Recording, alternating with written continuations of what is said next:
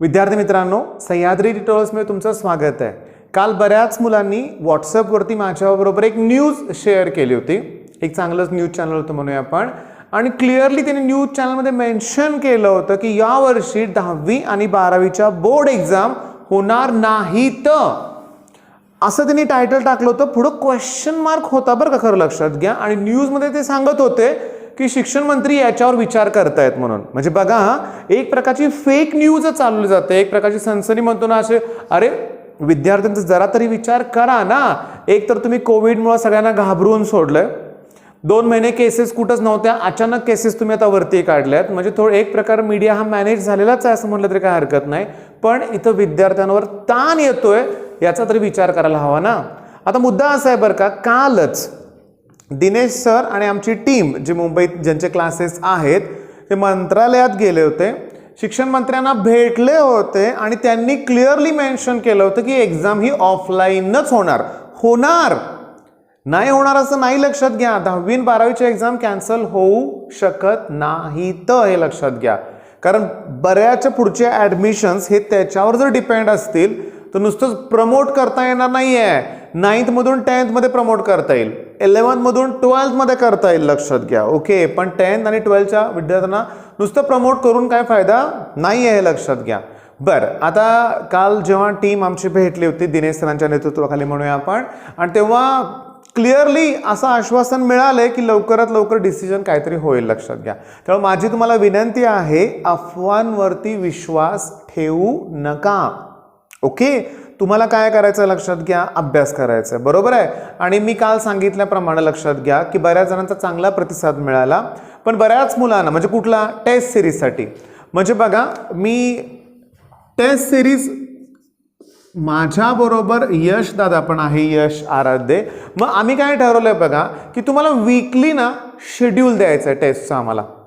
बघा, टेस्ट द्यायचेच आहेत, रोज द्यायच्या टेस्ट। मग रोज एक टॉपिक जरी झाला तरी पुष्कळ ठरेल। आत्ताच्या स्टेजला रोज 2-2, 3-3 नको घाई करायला, रोज एक टॉपिक होऊ दे।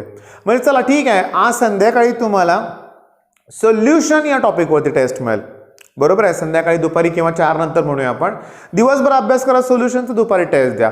पण त्याचबरोबर तुम्हाला वीकली शेड्यूल हवा आहे ना, मग डिस्क्रिप्शनमध्ये लिंक प्रोव्हाइड केलेले आहेत। तुम्ही यश पुन्हा नवीन व्हॉट्सअप ग्रुप क्रिएट करतोय, तुम्ही त्याला जॉईन व्हा। 2 महिन्यापूर्वी मी मान्य करतो व्हॉट्सअप ग्रुप क्रिएट केले होते, पण त्या ऑफलाईनच्या लोडमुळे बऱ्यापैकी टेस्ट प्रोव्हाइड करता आल्या नाहीत। पण आता यश थोडक्यात आजपासूनच टेस्ट सिरीज लॉन्च करतोय असं म्हटलं तरी काय हरकत नाही। गेल्या वर्षी बऱ्याच मुलांना त्याचा प्रचंड फायदा झाला होता आणि या वर्षीच्या मुलांना पण व्हायला पाहिजे। त्यामुळे ही गोष्ट तुम्ही जास्तीत जास्त मुलांबरोबर शेअर करा। फ्री टेस्ट आहेत, लक्षात घ्या। तुम्हाला आज टॉपिक कुठला आहे, सोल्युशन।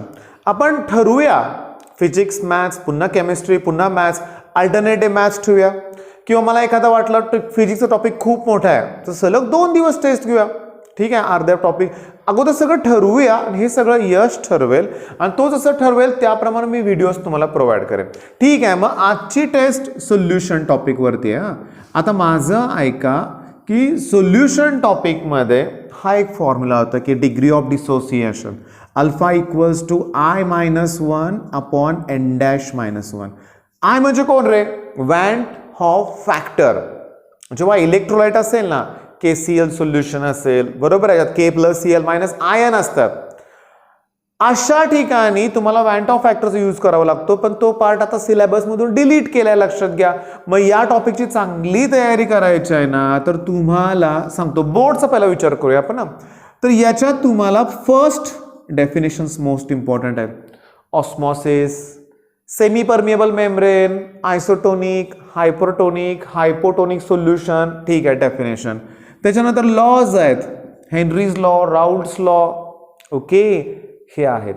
आणि त्याच्यानंतर न्यूमेरिकल्स। मग मला काय म्हणायचं बरं का, आता जर CETचा विचार केला तर न्यूमेरिकल कंपल्सरी या टॉपिकवरचं येणार आणि ते आता इझी येणार आहे, लक्षात घ्या। ओके, लॉज आणि डेफिनेशन करा बाळांनो। गेल्या वर्षी ठीक आहे जो कन्सेप्ट होती मोलॅरिटी, सोल्युशन अँड कोलिगेटिव्ह मध्ये, तर ती यावर्षी 11th मध्ये झालेली आहे, लक्षात घ्या। त्याच्यामुळे तुम्हाला या टॉपिकमध्ये जास्त काय अवघड करायचं नाही आहे, हे लक्षात घ्या।